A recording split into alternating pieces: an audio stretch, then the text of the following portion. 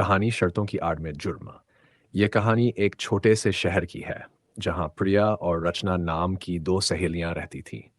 दोनों बचपन से ही साथ थीं, एक दूसरे के हर सुख दुख में साझेदार, हर खुशी और गम में साथी।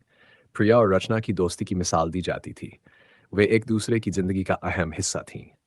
लेकिन हर कहानी में एक मोड़ आता है, और यहाँ भी ऐसा ही हुआ। ये तब शुरू हुआ जब प्रिया की जिंदगी में अर्जुन नाम का लड़का आया। अर्जुन पहली नज़र में बेहद सभ्य और समझदार इंसान लगा। वो पढ़ा लिखा, सुलझा हुआ और हर किसी को अपनी बातों से प्रभावित करने वाला था।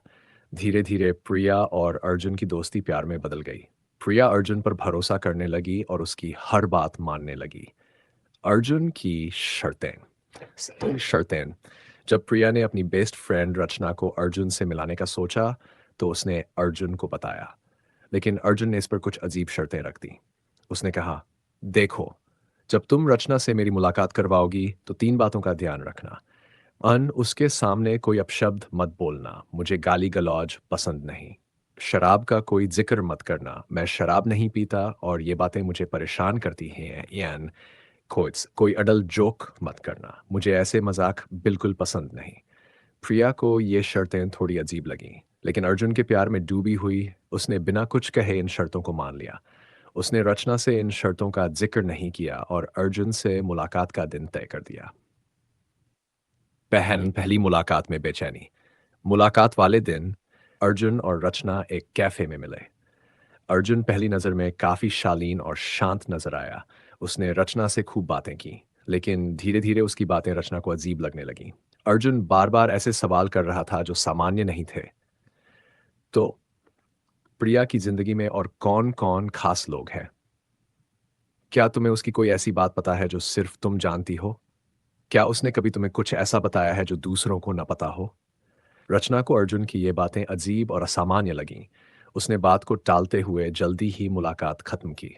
बाद में उसने प्रिया से कहा, मुझे ये अर्जुन कुछ ठीक नहीं लगता, उससे दूर रहो। लेकिन प्रिया ने उसकी बात को गंभीरता से नहीं लिया। उसने कहा, तुम बेवजह अर्जुन को गलत समझ रही हो, वो ऐसा नहीं है। कुछ दिनों बाद रचना को एक अनजान नंबर से कॉल आया। कॉल करने वाले ने रचना से कहा, अगर तुमने प्रिया की कुछ खास बातें हमें नहीं बताई तो अंजाम बहुत बुरा होगा। रचना घबरा गई। उसने तुरंत प्रिया को फोन किया और सारी बात बताई। प्रिया ने उसकी बात सुनकर कहा, अरे, ये सब फालतू बातें हैं। अर्जुन ऐसा कुछ नहीं कर सकता। तुम बेवजह डर रही हो। अर्जुन की सच्चाई का पर्दाफाश।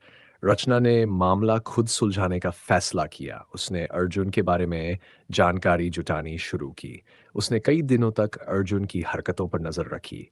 आखिरकार उसने पता लगाया कि अर्जुन एक संगठित गिरोह का हिस्सा है। ये गिरोह अमीर लड़कियों को निशाना बनाता था, उनकी निजी जानकारी चुराकर उन्हें ब्लैकमेल करता था। अर्जुन प्रिया के जरिए रचना को फंसाने की कोशिश कर रहा था। रचना को एहसास हुआ कि अर्जुन का अगला शिप्रिया ही है। उसने सारी सच्चाई प्रिया को बताई, लेकिन प्रिया ने उसकी बात पर यकीन नहीं किया। उसने कहा, तुम मेरे और अर्जुन के रिश्ते को खराब करने की कोशिश कर रही हो।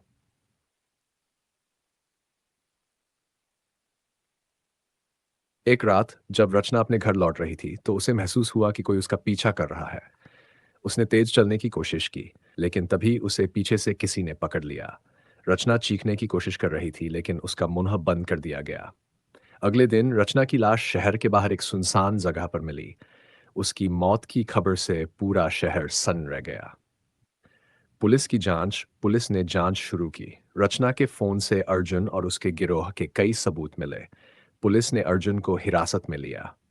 जब उसे सख्ती से पूछताछ की गई तो उसने अपने गुनाह कबूल कर लिए। अर्जुन ने बताया कि उसने रचना को इसलिए मार डाला क्योंकि वो उसकी असलियत सबके सामने लाने वाली थी। अंत और सब अर्जुन और उसके गिरोह को कानून के शिकंजे में लाया गया। प्रिया को एहसास हुआ कि उसने अर्जुन पर आंख मूंद कर भरोसा करके अपनी बेस्ट फ्रेंड को खो दिया। रचना की मौत ने उसे तोड़कर रख दिया। यह कहानी हमें सिखाती है कि रिश्तों में भरोसे के साथ सतर्कता भी जरूरी है। प्यार में इतना अंधा होना खतरनाक हो सकता है। अगर आपको ऐसी सच्ची और दिलचस्प कहानियाँ पसंद हैं तो सोनू अग्रवाल सफ़र चैनल को सब्सक्राइब करें। हर रात 8 बजे हम आपको ऐसी ही कहानियाँ सुनाते हैं।